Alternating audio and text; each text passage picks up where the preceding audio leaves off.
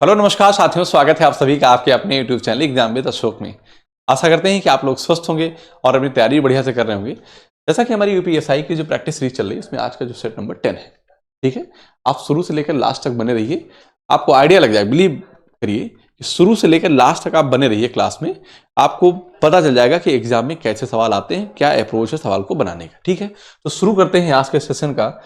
पहला क्वेश्चन लेते हैं कि यदि पी एन है ना 2 इंटू, ये पॉइंट लिखा है, मतलब कि 2 इंटू 4 की पावर 2n प्लस 1 प्लस 3 की पावर 3n प्लस 1 सभी n बिलोंग्स टू n, मतलब कि जो n है ना, ये जो n है, ये एक n, मतलब ये वाला जो कैपिटल है नेचुरल नंबर है, के लिए लेमडा से विभाज्य है। तो लेमडा का मान है, मतलब कहने का है कि सभी, मतलब कि नेचुरल नंबर है। अगर आप ये समझिए कि जो ये वैल्यू रखी गई है ना, P N of P N जो लिखा है 2 इंटू 4 2n प्लस 1 और प्लस 3 की पावर 3n प्लस 1 है, जो n है ना, स्मॉल n है, वो कोई नेचुरल नंबर ही है। मतलब कहने का ये है, आप सवाल समझ पाए कि नहीं पाए। आप चाहें तो डायरेक्ट वैल्यू रख के चेक कर लें, ठीक है ना, आप चाहें तो डायरेक्ट वैल्यू रख के चेक कर लें। अदरवाइज इसका दूसरा तरीका मैं दोनों बता देता हूं। जैसे क्या कह रहा है कि जो n है कोई भी नेचुरल नंबर आप ले सकते हैं, ठीक है ना। तो मैं इसको सॉल्व करता हूं ऐसे। अगर मैं ऐसे ही सॉल्व करूं तो मैं कहता हूं कि 2 और n की वैल्यू मैंने 1 ले लिया, p ऑफ 1 ले लिया, ध्यान दीजिएगा।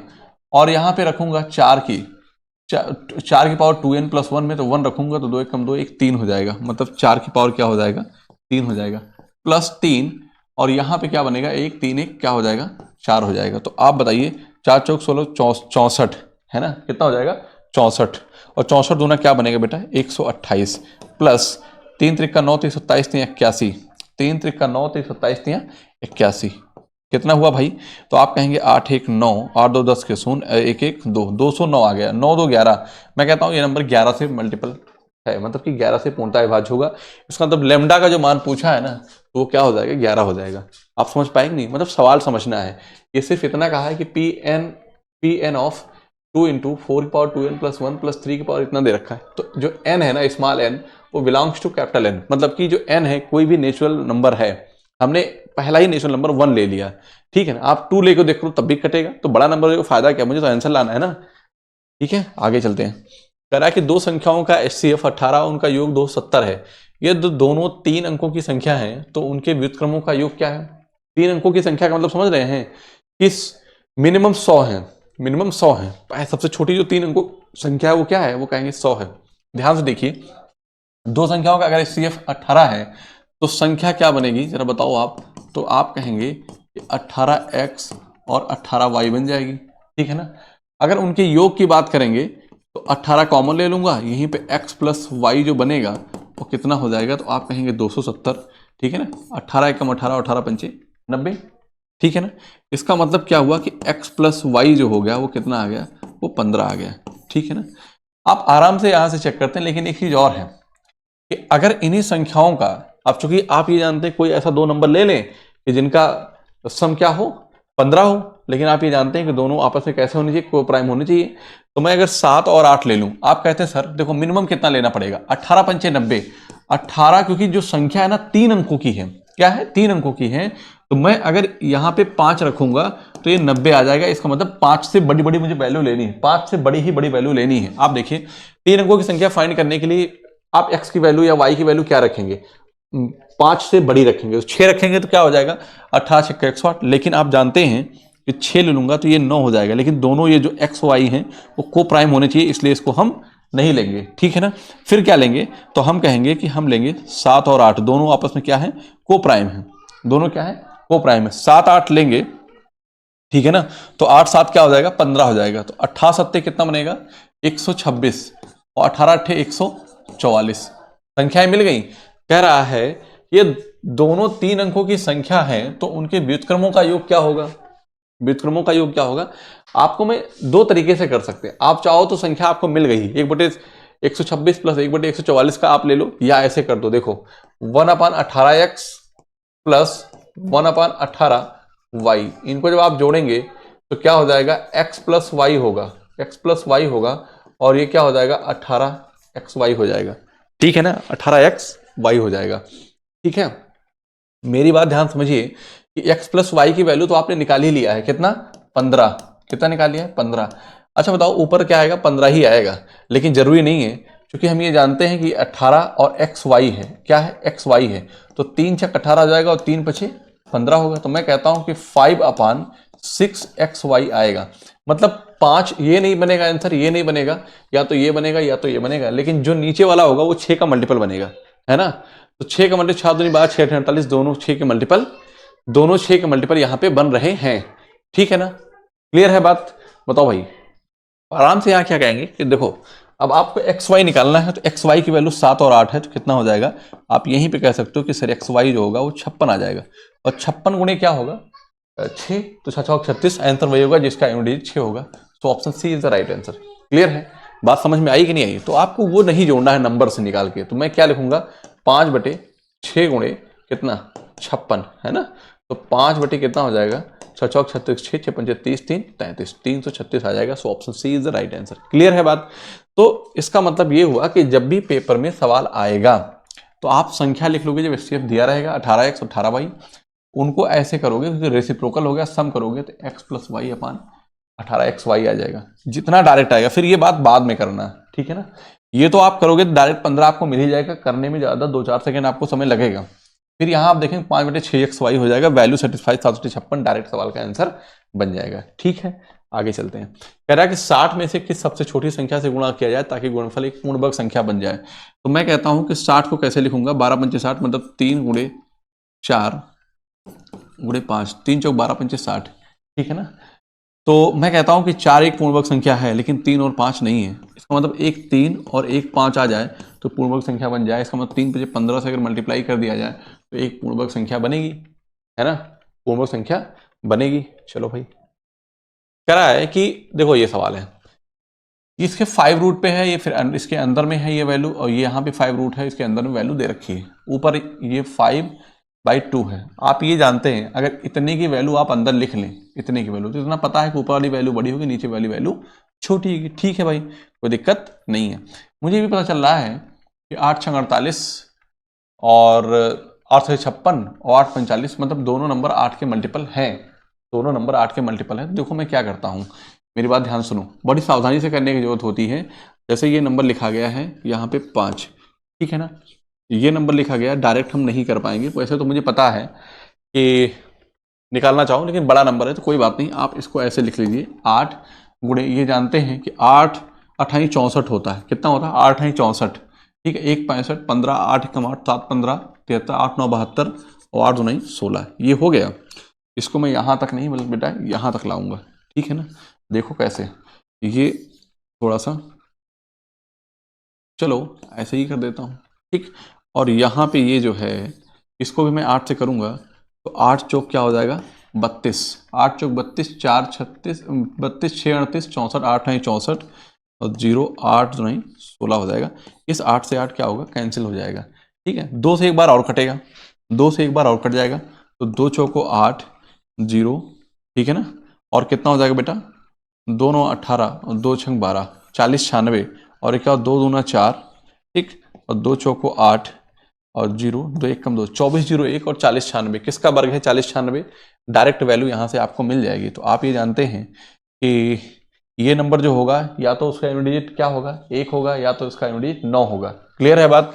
तो मैं यहाँ पे कहूँगा कि 50 का वर्ग 2500 होता है, मतलब 49 का वर्ग है। क्या है ये 49 × 49। मैं एक स्टेप और लिख देता हूँ आपको समझाने के लिए। और ये पूरा क्या लिखा हुआ है बेटा, ये पूरा लिखा क्या है, तो आप कहेंगे कि सर पूरा जो लिखा हुआ है वो 5/2 है, ठीक है ना। कुछ नहीं करना है, आप इसको देखिए क्या लिखेंगे नीचे वाले को, तो ये 49 × 49, तो नीचे क्या आ जाएगा 49 आ जाएगा, ठीक है ना। 49 × 49 क्या आ जाएगा 49 आ जाएगा, ठीक है बात। आप कहेंगे यस सर कोई दिक्कत नहीं है। और यहाँ पे देखिए क्या होगा कि इसका मतलब ये जो वैल्यू होगी ना बेटा वो क्या बन जाएगी, ये अगर ये 49 है तो रूट से बाहर आ जाएगी 49 आ जाएगी, ध्यान देना। और ये क्या हो जाएगा, अगर मैं 60 का स्क्वायर करता हूँ तो 3600 होता है, और 70 करता हूँ 4900, बीच की वैल्यू होगी। लेकिन किसके पास में है ये किसके पास में है, तो आप 6 6 36, 60 के पास में, तो 4 या तो यूनिट डिजिट या तो 4 होगा या तो क्या होगा 6 होगा। तो मैं कहता हूँ 64 का वर्ग है। अरे भाई ये क्या है 64 × 64, तो क्या आ जाएगा बाहर आ जाएगा।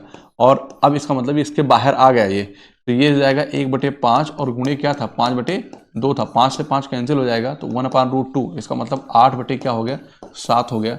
तो option B is the right answer. Clear है, option B is the right answer. ठीक, अगर ये बात आपको समझ में ना आई हो तो बता देता हूं कैसे आई है। देखो, अगर मैं 60 का वर्ग करता हूं बेटा तो कितना आता है, 3600 आता है। लेकिन अगर 70 का वर्ग करता हूं तो कितना आता है, 4900 आता है। मतलब ये जो वैल्यू है ना, ये दोनों के बीच की वैल्यू 4000 है। बताओ किसके पास में है ज्यादा, है ना। तो 7 से 49 होता है, 4000 है तो 49 900 दूर है, यहाँ पे कितना 400 दूर है। इसका मतलब कोई संख्या होगी जिसका यूनिट या तो 4 होगा या तो 6 होगा। तो मैं कहता हूँ 64 का स्क्वायर है, 66 कुछ बनता नहीं है। ठीक है ना, इसलिए मैंने डायरेक्ट लिख दिया। क्लियर है बात, आगे चलते हैं। बात आपको भी जानना है, जब किसी भिन्न में उसी भिन्न से गुणा किया जाता है और फिर गुणनफल को उसके व्युत्क्रम से विभाजित किया जाता है, ठीक है ना। जैसे कोई भिन्न है तब परिणाम 10 से ही 296/17 प्राप्त होता है तो व्यक्त कीजिए कि मूल भिन्न में अंश और हर के वर्गों का औसत ज्ञात कीजिए जब वे सहअभाज्य के रूप में होते हैं। ठीक है ना, तो मूल भिन्न पहले निकालो। तो कह रहा है कि मूल भिन्न के अंश और हर के वर्गों का औसत निकालना है। तो पहले मूल भिन्न जब मिल जाए तो उसके अंश का और हर का वर्ग करो और डिवाइड बाई 2 कर दो, तो आपका जो आएगा वो वैल्यू आ जाएगी। ठीक है, तो मैं कहता हूं कोई भिन्न वो x/y है। ठीक है ना, कह रहा है कि जब किसी भिन्न को उसी भिन्न से गुणा किया जाए, इसका मतलब है कि इसको x/y से ही गुणा कर दिया जाए और फिर गुणा किया जाए उसके व्युत्क्रम से विभाजित किया जाए। तो इसके व्युत्क्रम से इसको विभाजित करेंगे तो मतलब y x करेंगे तो पलट जाएगा। तो इसका मतलब क्या हो जाएगा, x³/y³। तो जो रिजल्ट मिलता है वो क्या मिल जाता है, 10 296/17/28 के मिलता है। ठीक है ना, तो x³/y³ है बेटा जो, ये क्या हो जाएगा 17,280 17,280 और क्या हो जाएगा 296, ये 6 9 8 17 के साथ हासिल 1 2 2 4 1 5, ये 1756 बनेगा। ठीक है ना, कितना हो जाएगा 1756 हो जाएगा। तो मैं यहाँ पे क्या लिखूंगा 17,576 होगा। कितना होगा 76 और ये 1728 है। एक ही पता चल रहा है 12 का क्यूब क्या होता है 1728 होता है ना, 12 का क्यूब क्या होता है 1728 होता है। तो आप ये देखिए कि कौन सा ऐसा नंबर है जिसका हम क्यूब करें तो क्या आ जाए, उसका यूनिट 6 आ जाए। 2 दूनी 4 दूनी 8, 3 त्रिका 9 3 27, 4 चौक 16 चौक 64, 6 चौक 216। इसका मतलब क्या है 6 का क्यूब अगर किया जाएगा, अगर कोई संख्या लिखी है उसका यूनिट अगर 6 है तो लास्ट में 6 आएगा, है ना। तो अब चाहो तो इसको सिंप्लीफाई करके भी बना सकते हो, नहीं तो डायरेक्ट भी लिख सकते हो। इसका मतलब है कि ये जो नंबर है ना, चलो खैर, ये जो 12 का क्यूब लिखा है, ये जो लिखा है 12 का क्यूब लिखा हुआ है, ठीक है ना।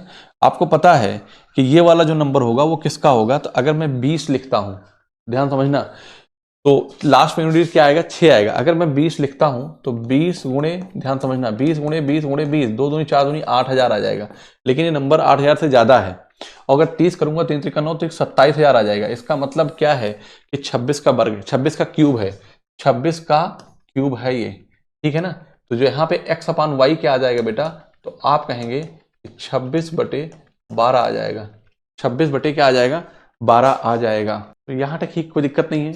आगे देखेंगे क्या होगा कि इसको सिंप्लीफाई कर लो बेटा, 2 6 12 और 2 13 26। अब आपको यहाँ पे फाइनली ये कह सकते हैं कि x/y 13/6 मिल गया।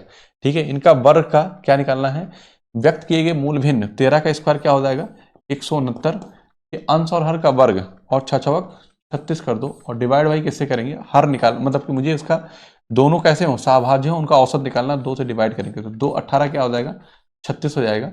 और यहाँ पे करेंगे 2 8 16, 2 चौको 8, 2 पंचे 10, मतलब पॉइंट में आएगा वो लास्ट में 5 आएगा।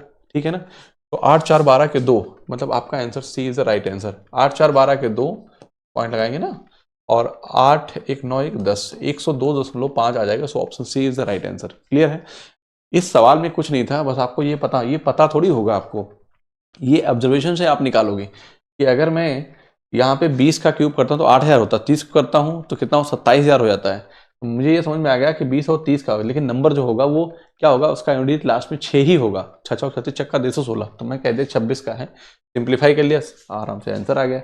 आगे चलते हैं, कह रहा है यदि ये बराबर 243 के पावर 012 इंटू 243 पावर 0.08, ठीक है ना 08 है, तो तथा b बराबर इतना दे रखा है 1/216 - 2/3 डिवाइड बाई 1/27 की पावर -4/3, तो b/a का मान क्या होगा, आपसे ये पूछा है।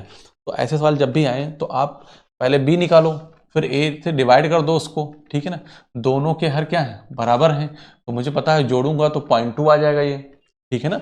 आपको b बाई ए लिखना है, क्या करना है, b बाई ए लिखना है और इसी की आपको वैल्यू फाइंड करनी है। तो मैं पहले b तो फाइनली निकाल लूँ, तो b क्या होगा, अथवा 36 छक्का 216, ध्यान समझना, 6 का क्यूब करूंगा ऊपर लेके जाऊंगा तो 6 की पावर -3 हो जाएगा, 6 की पावर -3, ध्यान समझना मेरी बात को, मैं क्या कहना चाह रहा हूँ, 6 की पावर -3 गुणे -2/3, तो ये प्लस हो जाएगा और क्या हो जाएगा 2/3, ठीक है ना।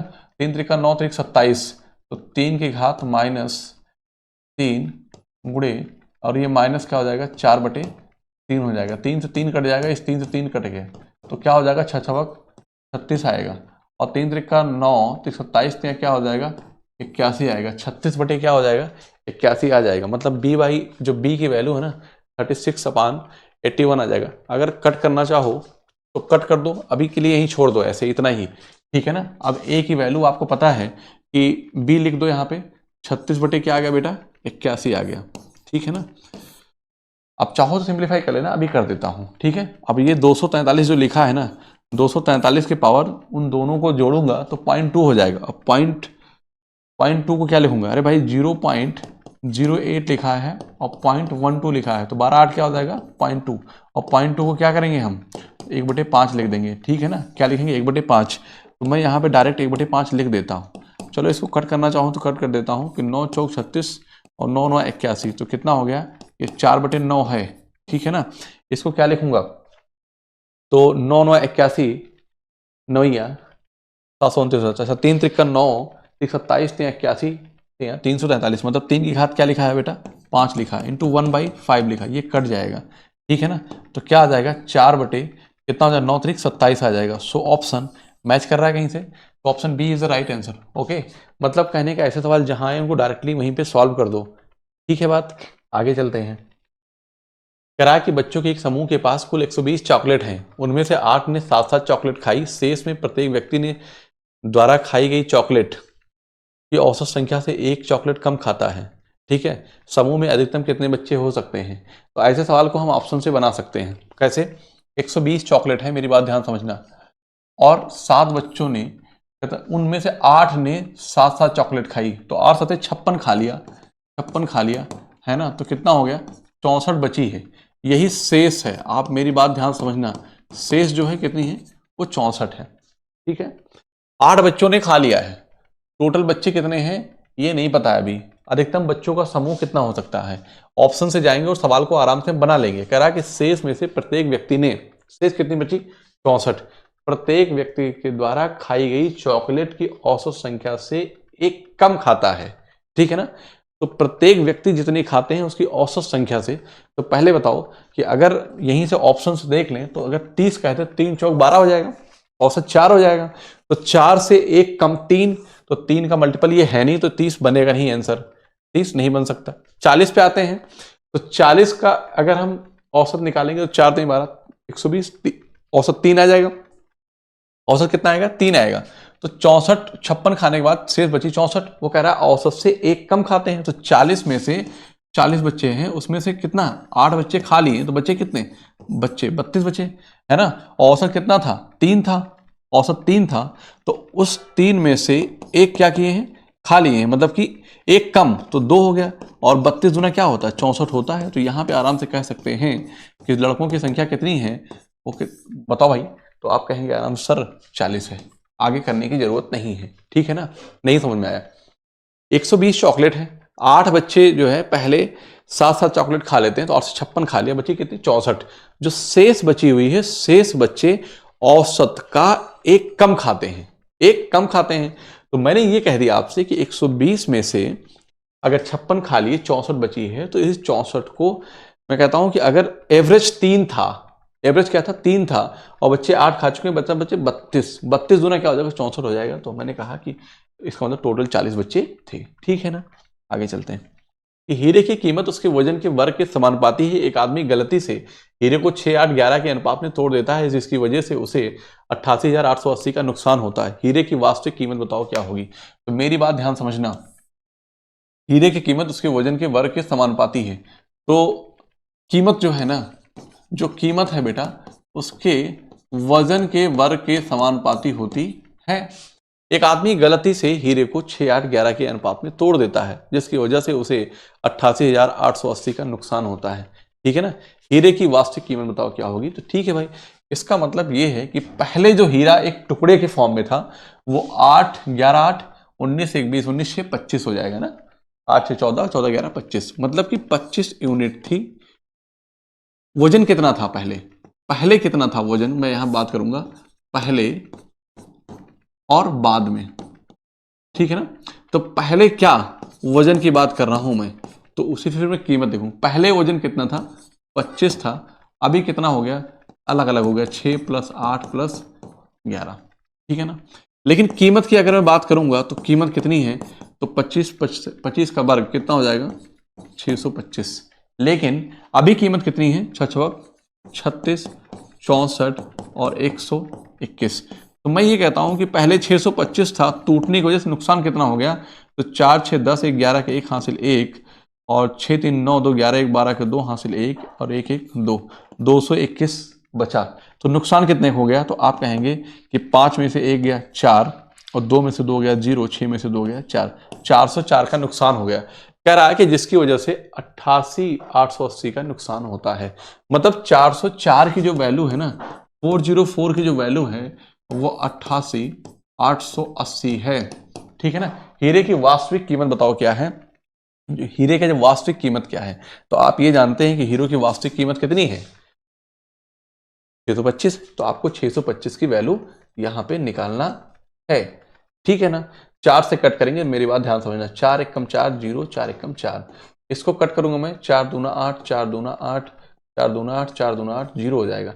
101 का पहाड़ा पढ़ूंगा तो कितने बार, 2 बार जाएगा तो क्या हो जाएगा 202 हो जाएगा, 20 बचेगा, फिर कितना जाएगा 202 220 हो जाएगा। आप क्वेश्चन मत करो कि एक जीरो लगाया, 22 पंचे 110 के शून्य, 22 पंचे 110 के शून्य हासिल कितना 11।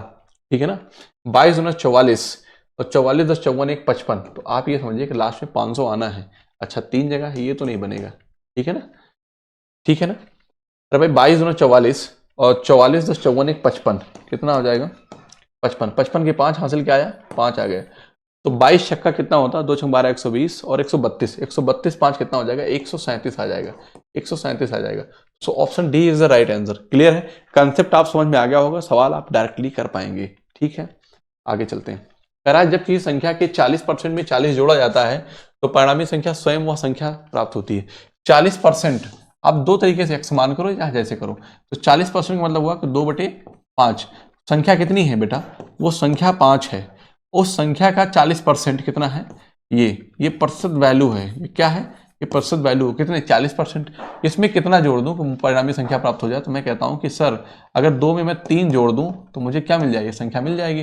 और कह रहा है 42 जोड़ा जाता है, जब 42 जोड़ा जाता है तो संख्या मिल जाती है, तो इसका मतलब 14 है। 1 यूनिट की वैल्यू कितना है 14 है। तो कह रहा है वो संख्या है, तो 5 गुणे क्या हो जाएगा 14। 1 यूनिट की वैल्यू 14 है तो 5 यूनिट की वैल्यू कितना हो जाएगी 5 गुणे 14, 14 पंचे 70। So option B is the right answer. Clear है। अगर नहीं समझ में आया तो ऐसा भी कर सकते हो, जबकि संख्या x है ना, संख्या के 40% में 42 जोड़ा जाता है तो वो संख्या प्राप्त होती है। तो परिणामी संख्या स्वयं वह संख्या है, तो वह संख्या है ना। तो यही आपसे x का मान यहाँ पे पूछा गया है और कुछ नहीं। 20 दूना 40 और 20 पंचे 100। ठीक है बात। तो आप यहाँ कहेंगे कि 2x/5 माइनस x, ये इधर आएगा तो क्या हो जाएगा -x हो जाएगा। ठीक है, और ये जाएगा तो माइनस का 42 हो जाएगा। और यहाँ पे क्या हो जाएगा 3x/5, वो भी माइनस में, और माइनस का 42, ये कट जाएगा। 3 14 42 और 14 पंचे 70, तो x की वैल्यू कितना आ जाएगी बेटा 70 आ जाएगी। तो option B is the right answer. Clear है। बताओ भाई, आगे चलते हैं कि मिस्टर गांगुली 5000 आम प्रति 8 रुपये खरीदती है। वह देखते हैं कि उनमें से 20% खराब हो चुके हैं और खाने के लायक नहीं है। मतलब कहने का है, सॉरी 50,000 है, ये 50,000 आम खरीदा, 20% खराब हो गए, 8 रुपये के हिसाब से खरीदा, कोई बात नहीं। इसका मतलब अगर इसको मल्टीप्लाई कर दूं तो मैं यही कहूंगा कि उसकी जो सीपी है ना वो कितना है, वो 4 लाख रुपए है। 4 लाख रुपए का उसने आम खरीदा। ठीक है, वह देखते हैं कि उनमें से 20% खराब हो चुके हैं। ठीक है, कोई बात नहीं। तो अगर 20% खराब हो चुके हैं तो 80% बचे हैं, तो 8 पंच 40, इसका मतलब है कि 40,000 आम अभी भी सही हैं, ठीक है ना, और खाने लायक नहीं है। उनको बचे हुए आम को कितने मूल्य पर बेचने चाहिए कि उनको कुल मिलाकर 30% का लाभ हो। इसका मतलब ये है कि इस मान लिया कि x रुपए का बेचा गया, तो ये जो x रुपए का बेचा गया ना, तो ये जो 4 लाख है, मेरी बात ध्यान सुनना, 4 लाख कितना जीरो हो जाएगा, तो 4 1 40,000 5 जीरो 4 लाख हो गया। तो कहने का मतलब है कि वो कितना प्रॉफिट चाहता, 30%, 130 की वैल्यू, 130% की वैल्यू, बस मतलब कहने का कि 40,000 आम को अगर x रुपए बेचूं तो इतने के बराबर होगा, तो जो होगा वो क्या हो जाएगा, वो आपका 30% प्रॉफिट हो जाएगा। तो आप देखिए 1 2 3 4, 1 2 3 4, 4 दाम क्या हो जाएगा, 40 हो जाएगा, ठीक है ना। यहां से इसको कट करूंगा और इसको इससे कट करूंगा, तो x की वैल्यू कितना आ गई बेटा, 13 आ गई। तो option A is the right answer. Clear है बात, समझ में आई कि नहीं। मतलब कहने का अगर सवाल आप समझ गए तो एक लाइन का भी सवाल नहीं था, डायरेक्टली हो गया है। आगे चलते हैं। राहुल तथा राम क्रमशः 9,000 तथा 6,000 लगाकर एक व्यापार शुरू करते हैं। 4 महीने बाद राहुल व्यापार छोड़ देता है, ठीक है, था। मोहन 15,000 लगाकर साझेदार हो जाता है। वर्ष के अंत में कुल 57,000 का लाभ होता है। इस लाभ में मोहन का हिस्सा कितना है, हम क्या करेंगे, रेशियो ले लेंगे, है ना। इन्वेस्टमेंट इनटू टाइम क्या होता है, प्रॉफिट का रेशियो आ जाता है, इन्वेस्टमेंट इनटू टाइम। तो मैं यहाँ पे 3 3 जीरो क्या करूंगा बेटा, कैंसिल कर दूंगा। मतलब कि ये कह सकता हूँ कि 1000 को मैं क्या ले लिया, यहाँ पे 1000 को मैंने वो ले लिया। अगर और आसान करना चाहूँ तो मैं इसको कहता हूँ 3 से डिवाइड कर दूं, 3000 से, तो कितना हो जाएगा, 3 हो जाएगा, ये 2 हो जाएगा, और ये क्या हो जाएगा, 5 हो जाएगा। तो मेरी बात समझिए, इसका मतलब राहुल और राम क्या है बेटा, राहुल और राम, राहुल क्या करता है, वह 3 यूनिट लगाता है और राम 2 यूनिट रुपए खर्च करता है। 4 महीने बाद राहुल व्यापार छोड़ देता है। अच्छा, लगाकर शुरू करते हैं और 4 महीने बाद राहुल व्यापार छोड़ देता है। इसका मतलब है कि इसने सिर्फ 4 महीने तक पैसा लगाया, ठीक है ना।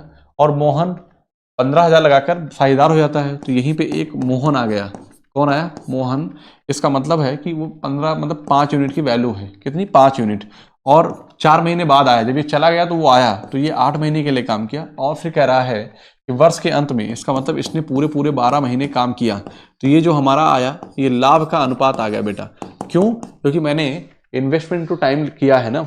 तो आप देखिए 4 से सिंप्लीफाई करेंगे तो कटेगा क्या, यस, 4 3 12 और 4 दूना 8। इनका जो अनुपात होगा लाभ का, 3:6 अनुपात कितना हो जाएगा, 10 हो जाएगा। कह रहा है वर्ष के अंत में 57,000 का लाभ होता है। तो इस लाभ में मोहन का हिस्सा क्या होगा, तो मोहन का हिस्सा जो होगा, तो 6 19, 19 में 19 की वैल्यू है कितना, 57,000 है। तो मोहन का हिस्सा कितना है, 10 है। 19 3 57, मतलब 3,000 को जब 10 से गुणा करूंगा तो बेटा कितना आ जाएगा, आ जाएगा 30,000। So option C is the right answer, ठीक है, option C is the right answer. Clear है बात, आप कहेंगे यस सर, कोई दिक्कत नहीं है। यहां तक समझ में आया। आगे चलते हैं। फिर क्या कह रहा है कि ए बी और सी अकेले क्रमशः 20 दिन 16 दिन और 30 दिन में कोई कार्य पूरा कर सकते हैं। यदि ए और बी ने कार्य प्रारंभ किया और उन्होंने 4 दिन काम करके छोड़ दिया, तो शेष कार्य को पूरा करने के लिए सी को कितना समय चाहिए। तो देखो ए बी और सी क्रमशः 20 दिन 16 दिन और 30 दिन में कोई कार्य पूरा कर सकते हैं। तो देखना, मेरी बात ध्यान सुनो, ध्यान सुनो कि ए बी और सी अकेले क्रमशः, तो ए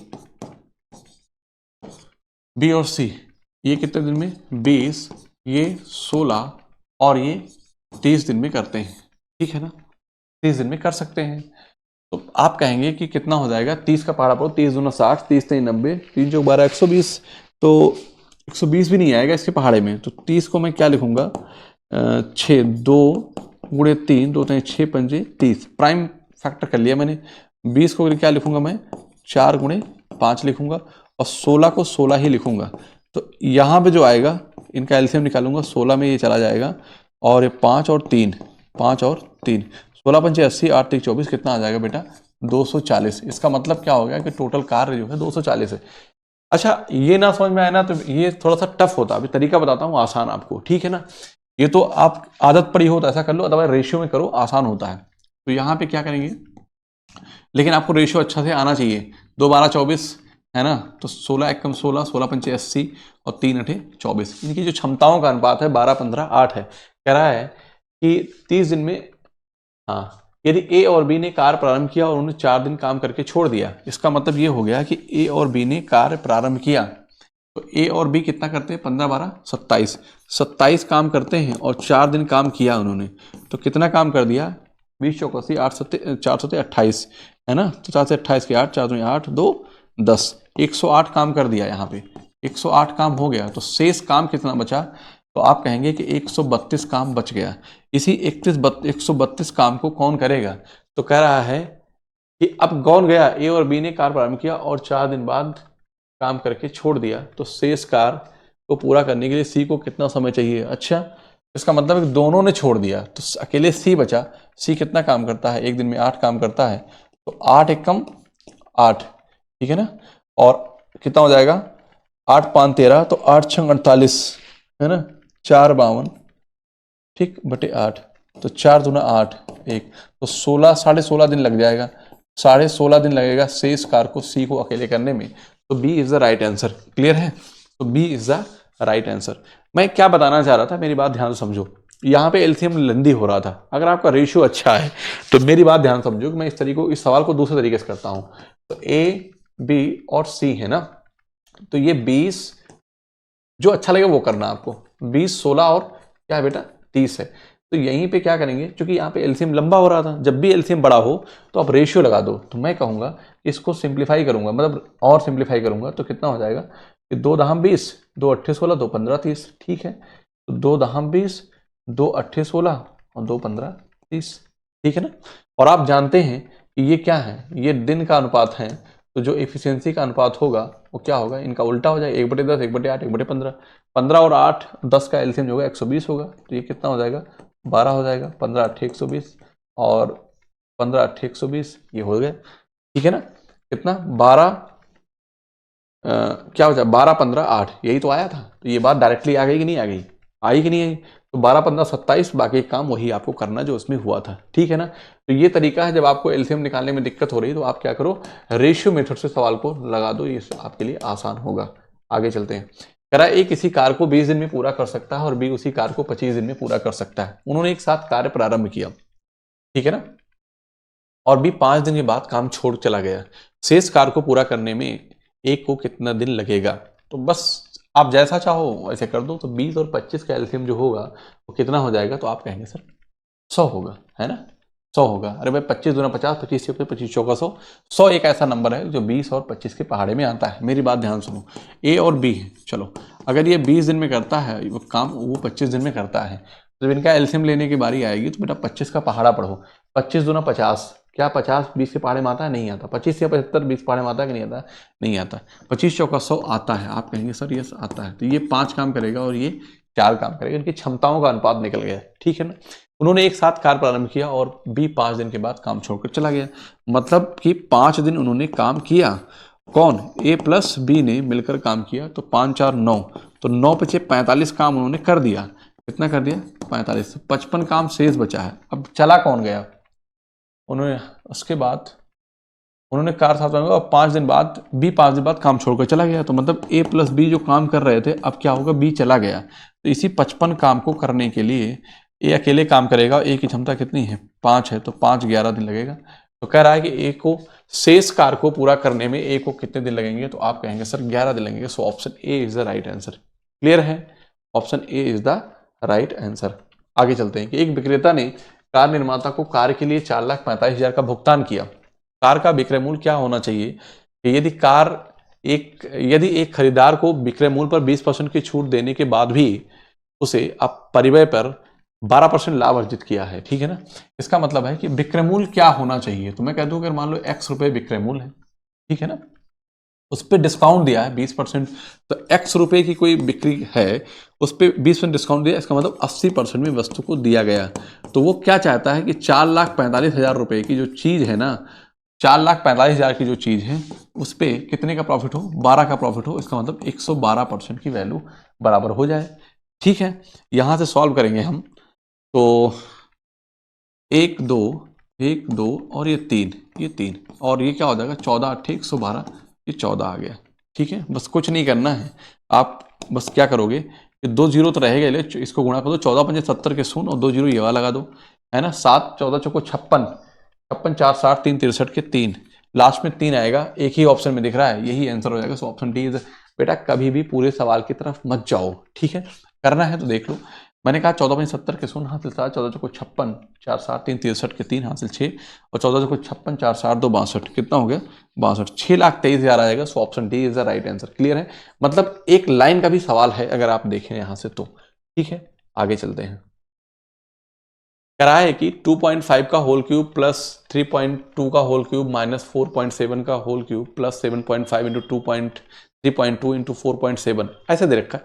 यहां से एक चीज देखिए, ये 2.5 है, अगर 25 का स्क्वायर है, ये क्या है, ये 32 का स्क्वायर है, ये 47 का स्क्वायर है, तो A cube plus B cube plus C cube है ना। तो एक फार्मूला क्या होता है, पर इस फार्मूले को मैं लिख देता हूं इनकेस अगर आपको याद नहीं है तो, ठीक है। होता क्या है कि A cube plus B cube plus C cube minus 3abc is equal to क्या होता है, A plus B plus C, ठीक है ना। A square plus B square plus C square minus A B minus B C minus का C A, ये होता है ना, minus A B minus B C minus C A. ध्यान समझिएगा। अब यहां पे मैं कह सकता हूं कि जो ऊपर वाला टर्म लिखा गया है, A cube plus B cube plus C cube plus 3abc लिखा गया, कैसे, आप 25 या 75, इसका मतलब है कि ऊपर वाला जो टर्म है वो इतना लिखा गया है। बेटा क्या लिखा गया है, इतना लिखा गया है। पहले पेन चेंज करके फिर आपको कलर के थ्रू दिखाता हूं। जो ऊपर वाला टर्म लिखा गया है वो इतने के बराबर है। बस एक बात है कि ए की वैल्यू इसमें कितना दे रखा है, 2.5 है, और बी की वैल्यू और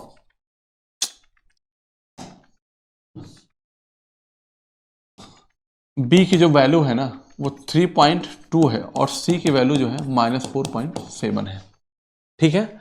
बस कोई दिक्कत नहीं है, -3abc इसी फॉर्म में लिखा गया। इस ये माइनस होने की चूंकि क्यूब करूंगा तो ये माइनस रहेगा, लेकिन ये वाला प्लस आ जाएगा, इसीलिए लिखा गया। हमारा यहाँ पे क्या है, माइनस है, ठीक है ना। इसका मतलब एज इट इज ये लिखा गया, abc की वैल्यू ये है, ठीक है ना। और आप जानते हैं कि नीचे जो लिखा गया वो क्या लिखा गया है। अगर मैं इसको 2.5 है तो मेरी बात, तो नीचे वाले को मैं लिख देता हूँ। 625 को आप क्या लिख सकते हो बताओ जरा, तो आप कहेंगे सर 25 का स्क्वायर हम लिख सकते हैं। मैंने कहा ठीक है। 1024 को आप क्या लिख सकते हो, तो आपने कहा सर इसको मैं 32 का स्क्वायर लिख सकता हूँ। आप कहेंगे यस सर कोई दिक्कत नहीं है। और 47 को इसको ऐसे ही लिख सकते हो। तो मेरी बात ध्यान समझिए, ऊपर क्या लिखा और नीचे क्या लिखा मैं आपको समझा दूं। मतलब ये सारा सवाल सिर्फ अंडरस्टैंडिंग बेस्ड है, बाकी कुछ है ही नहीं है। सेकंडों में सवाल बन जाएगा अगर इसकी पूरा सवाल की थीम समझ में आ गई कि क्या क्या चीजें दी गई हैं और क्या मुझे निकालना है कैसे, ठीक है ना। तो ऊपर तो मुझे पता चल गया क्या। अच्छा नीचे क्या लिखा हुआ है, मैं नीचे फोकस कर, चलो अच्छा पूरा लिख देता हूं। तो ये क्या है, 2.5 का होल क्यूब प्लस 3.2 का होल क्यूब माइनस 4.7 का होल क्यूब प्लस 7.5। तो मैं 7.5 क्योंकि 3abc होता है ना, 3abc, तो ये बी ए है, सी ए है, 3a है, 25 से 75 लिखा हुआ है ना। तो 7.5 इंटू 3.2 इंटू 4.7, मैं कह सकता हूं कि ये ए है, ये बी है, ये सी है, और यहां 3abc है, ठीक है ना। बात आगे बस हमें कुछ नहीं करना, हमें नीचे वाले पे फोकस करना है। नीचे वाला हम कैसे लिखेंगे, देखो ये 625 है, ठीक, हमें इस फॉर्म में लिखना है। तो 25, आप देखिए मेरी बात को, 25 का वर्ग लिखा हुआ है, अभी पॉइंट यहां पे है। इस पॉइंट को लेफ्ट शिफ्ट करूंगा, मैं चाहता हूं कि मैं 2.5 लिख लूं। 2.5 लिखूंगा तो मुझे 10 से मल्टीप्लाई करना पड़ेगा, है ना। और 10 से मल्टीप्लाई करूंगा तो मुझे इधर क्या करना पड़ेगा, 100 करना पड़ेगा इधर। इसका मतलब है वही काम मुझे यहां भी करना पड़ेगा, वही यहां भी करना पड़ेगा। और 47 का स्क्वायर है तो इसमें भी 4.7 लिखना होगा, तो यहां भी करना पड़ेगा, ठीक है ना। मतलब सभी नंबर पे यहाँ पे 0.2, मतलब कहने का है कि यहाँ से पॉइंट एक शिफ्ट करेंगे, इधर लेकर आएंगे 10 10 10 गुणे 10 क्या हो जाएगा, 100 हो जाएगा। मतलब हम ये कह सकते हैं कि यहाँ 100, यहाँ 100, यहाँ 100, यहाँ 100, यहाँ से 100, यहाँ 100 कॉमन ले सकते हैं, ठीक है ना। तो ले लिया मैंने, कॉमन ले लिया। अब आप देखिए ये क्या बन गया, यही तो बन गया कि 2.5 का होल स्क्वायर प्लस 3.2 का होल स्क्वायर, समझिएगा मेरी बात को, प्लस 4.7 का होल स्क्वायर। तो आप मेरी बात ध्यान समझो कि मैं कह क्या रहा हूं कि A square plus B square plus C square, और माइनस ए बी माइनस क्या लिखा है 25 इंटू 32, 25 इंटू 32 है ना। अभी मैं बता देता हूं आगे है क्या। प्लस, ये प्लस आ गया, क्यों आया है प्लस बता देता हूं। इसलिए प्लस आया है क्योंकि सी आपका माइनस है ना। तो 32 गुणे क्या हो गया, 47 हो गया, प्लस 47 गुणे 25 हो गया। अब मैं आपको समझाता हूँ। देखो मैंने क्या कहा बेटा कि 2.5 की वैल्यू ए है, चलो मैंने लिख दिया, तो देखो रख देता हूँ, तो ये क्या बना, ए क्यूब प्लस बी क्यूब और सी की वैल्यू -4.7 है, तो मैं -4.7 में क्या रखूँगा, सी रखूँगा, तो मैंने कहा कि प्लस का सी क्यूब प्लस 3ab है ना, तो क्या लिखा है, प्लस 3abc लिखा हुआ है, ठीक है ना। और उस वही ये माइनस था, तो ये वाला टर्म क्या बन जाएगा यहाँ पे, ये माइनस आ जाएगा, क्या आ जाएगा बेटा, ये माइनस आ जाएगा। ऊपर यही चीज लिखी गई है, ऊपर एग्जैक्टली यही चीज लिखा गया, यहाँ पे मैंने क्या लिया, 100 कॉमन ले लिया, ठीक है ना। तो आप ये देखिए a square plus B square plus C square minus A B, और वो जो माइनस था ना उसकी वजह से वो प्लस आ गया है। इसका मतलब क्या हुआ कि a square plus B square plus C square minus A B minus B C minus C, ऐसा होता है, लेकिन ये प्लस लिखा गया उसकी वजह से, ठीक है ना। तो यहाँ पे हम क्या कहेंगे बेटा कि ये वाला टर्म पूरा इसके जो फॉर्मूला होगा उससे कट जाएगा, ठीक है। तो ऊपर क्या बचेगा, ऊपर यही तो आएगा, तो मतलब कहने का कि a प्लस बी प्लस सी अपान 100 हो जाएगा, और a प्लस बी प्लस सी, तो a की वैल्यू क्या है 2.5, b की वैल्यू 3.2 और c की वैल्यू माइनस का 4.7 अपान क्या हो जाएगा 100। तो आप ये कहेंगे कि 3 2 5.7 में से 4.7 घटाएंगे तो 1/100 आ जाएगा, कितना आएगा 1/100 आ जाएगा, इसका मतलब 0.01 आ जाएगा। So option 0.01, so option B is the right answer, ठीक है। पर आप इतना मुझे समझाने में लग गया, अगर आप पूरे सवाल को यहीं पे समझ पाते तो डायरेक्टली कर लेते, ठीक है ना। चलिए प्रैक्टिस पे डिपेंड करेगा कि आपने क्या किया है। चलो कि एक टंकी में पानी के 2 नल हैं जो खाली टंकी को 12 घंटे और 18 घंटे में भर सकते हैं। या देखा गया कि टंकी के नीचे एक रिसाव है जो 36 घंटे में पूरी तरह से भरे टैंक को खाली कर सकता है, ठीक है ना। यदि खाली टंकी को भरने के लिए दोनों नलों को एक साथ खोल दिया जाए, दोनों नहीं होगा बेटा, देखो देखो यहाँ पे ध्यान दो, एक टंकी में 2 नल हैं जो खाली टंकी को 12 और 18 घंटे में भर सकते हैं, और देखा गया कि नीचे एक रिसाव है 36 घंटे में पूरी तरह से भरे टैंक को खाली कर सकता है। यदि खाली टैंक को भरने के लिए दोनों नलों को एक साथ, दोनों नहीं यहाँ पे हो जाएगा, तीनों नलों को एक साथ खोला जाए, तीनों नलों को एक साथ खोल दिया जाता है और रिसाव बिंदु 1 घंटे बाद बंद कर दिया जाता है, ठीक कर दिया जाता है, तो खाली टंकी कितने समय में पूरी तरह से भर जाएगी। तो मैं यहाँ पे कहूंगा कि ए बी सी, मतलब मैं कहता हूँ कि जो टैब हैं वो कौन से हैं, ए बी सी हैं, तो 12 18 ये भरने वाले हैं, ये भरने वाले, ये खाली करने वाले हैं, ये 12 ये 18 और ये क्या है, ये 36 है, ठीक है ना। तो इनकी क्षमताओं का अनुपात जो हो जाएगा तो 12 3 36 18 2 36 36 1 36, मतलब कहने का क्या है कि अगर तीनों नल खुले हुए हैं तो 3 2 5 और 1 घटाएंगे तो क्या आ जाएगा 4 आ जाएगा। समझ में बात आई कि नहीं आई। इसका मतलब ये है कि a प्लस बी प्लस सी, अगर तीनों नल एक साथ खुले हुए हैं, तीनों नल एक साथ खुले हुए हैं प्लस सी, तो आपको पता है कि ये 3 भरेगा और ये 2 भरेगा और ये 1 खाली करेगा, तो 1 घंटे में सिर्फ और सिर्फ 4 यूनिट ही भर पाएंगे, ठीक है ना। 1 घंटे में 4 यूनिट भर पाएंगे। क्या कह रहा है, यदि खाली टंकी को भरने के लिए तीनों नल एक साथ खोल दिया जाता है और रिसाव बिंदु को 1 घंटे के बाद बंद कर दिया जाता है, इसका मतलब ये है कि जो पानी बह रहा था वो थोड़ी देर के लिए 1 घंटे चलेगा, इसका मतलब 4 भर गया, 4 भरा तो कितना बचा 32 बच गया।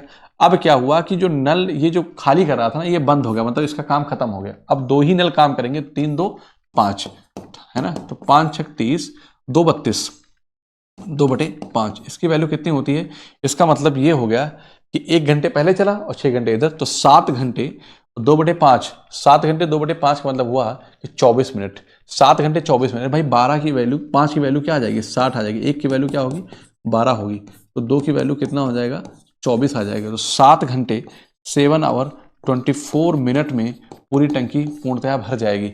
ये नहीं होगा ऑप्शन, ठीक है, ध्यान से देने की जरूरत है। So option D is the right answer. Clear है बात, बताओ भाई।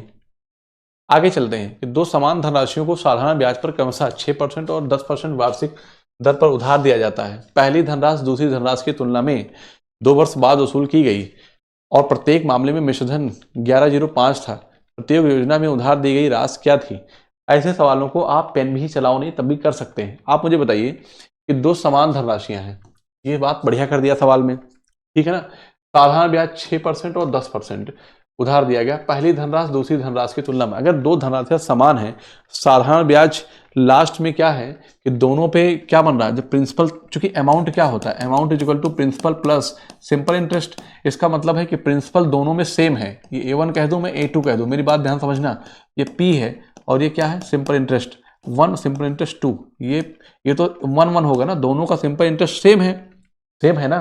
तो यहाँ पे सॉरी, प्रिंसिपल दोनों का सेम है, सिंपल इंटरेस्ट यहाँ का और यहाँ का क्या होगा, दोनों का बराबर होगा, तभी तो हमें A1 A2 बराबर मिलेंगे, A1 A2 बराबर मिलेंगे। अरे भाई ऐसे तो कह रहा है, देखो मैं कुछ बात और बताना चाहता हूँ यहाँ पे, क्योंकि ये सवाल ना ओरल है बेटा। ये जो A1 और A1 ये दोनों क्या है, मिश्र धन बराबर हैं, तो मैं कहता हूँ कि जो P1 है, दोनों में प्रिंसिपल बराबर है, ये सिंपल इंटरेस्ट और यहाँ पे जो P1 और ये सिंपल इंटरेस्ट, ये दोनों कैसे हैं, ये दोनों बराबर हैं, ये दोनों क्या है, बराबर है, ठीक है ना। तो यहाँ से डायरेक्टली हम क्या करेंगे बेटा, निकाल लेंगे। तो मैं कहता हूँ कि हम रेट तो डायरेक्ट निकाल पाएंगे, सिंपल इंटरेस्ट। आप बताइए कि कोई इन दोनों का आप क्या ले लो, एलसीएम ले लो, 6 और 10 का एलसीएम क्या होगा, तो 10 दूना 20, 10 तिया 30, 30 आ जाएगा। इसका मतलब है कि दोनों का जो सिंपल इंटरेस्ट बनेगा ना, वो 30% ही बनेगा, 30% बनेगा। अरे भाई क्योंकि सिंपल जो प्रिंसिपल है ना वो समान है, ठीक है ना, प्रिंसिपल क्या है, समान है। बस यहाँ पे क्या कहा है कि 2 वर्ष बाद वसूलेगी। अरे ये इसको जाने दो, इसको मत फोकस करो। इसका मतलब ये हो गया कि 30% है, तो ये क्या करूंगा मैं, 6 पंचे 30 और 10 तिया 30। इसका मतलब है कि जो समय था ना वो 3 है, और 3 + 2 उसने कहा है, क्या कहा है कि तुलना में 2 वर्ष बाद वसूली गई। तो 6% पे जो है वो 5 साल के लिए था और 10% 3 साल के लिए है, ठीक है ना। तो बस सवाल में हमें क्या निकालना है, योजना में उधार दी गई राशि क्या है। तो आपको पता है कि 10 तिया 30% ब्याज आपको मिल गया है। तो 130% की जो वैल्यू है ना वो कितना है, 1105 है। तो क्या राशि उधार दी गई थी, यही पूछा है, 100% की वैल्यू हमें निकालना है। यहां से कट करेंगे और कहेंगे कि 13 × 8 = 104 है ना, 6 13 × 5 = 65, 85 × 10 जो हो जाएगा वो कितना आ जाएगा, 850 आ जाएगा। So option B is the right answer. Clear है, मतलब कहने का है कि इस सवाल को आप मेंटली सॉल्व करते थे, कुछ भी नहीं करने की जरूरत थी, ठीक है ना। क्यों, मिश्र धन बराबर है, प्रिंसिपल समान है, तो इसका मतलब सिंपल इंटरेस्ट दोनों बराबर होंगे। बराबर कब होंगे, जब ये 6 है ये 10 है, इसका मतलब 10 तिया 30, 6 पंचे 30, ठीक है ना। तो 2 साल ज्यादा है, तो ये मतलब 6% जो ब्याज है वो 5 साल के लिए है, और वो 10% जो ब्याज है वो 3 साल के लिए है, तभी तो बराबर 30% मिलेगा। तो मैं कहूंगा आप चाहे जहां से निकाल लो, मतलब कहने का 130% की वैल्यू 1105 है, तो 100% की वैल्यू चूंकि क्या है, उसकी उधार दी गई राशि अपने आप में 100% होगी, 100% की वैल्यू निकाल लिया, सवाल खत्म हो गया, ठीक है। आगे चलते हैं। 1200 मीटर की दौड़ में बाइक ए बाइक बी को 100 मीटर से हराती है, ठीक है ना। 600 मीटर की दौड़ में बाइक बी बाइक सी को 100 मीटर से हराती है। यदि बाइक ए 720 मीटर की दौड़ में सी को 30 सेकंड से हरा देती है, तो बाइक सी की चाल क्या होगी, है ना।